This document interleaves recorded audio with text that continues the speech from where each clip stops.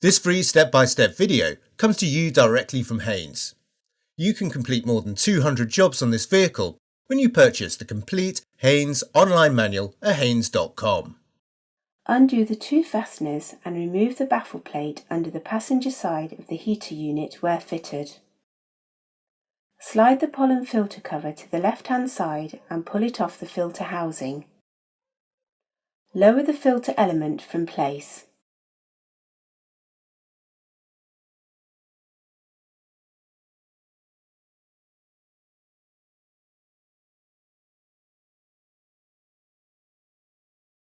Note how the filter is fitted and the direction of the airflow arrows marked on the side of the filter.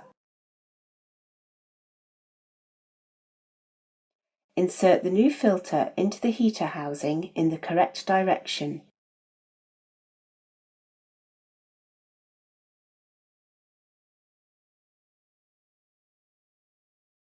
Refit the cover and slide it to the right to secure it in place.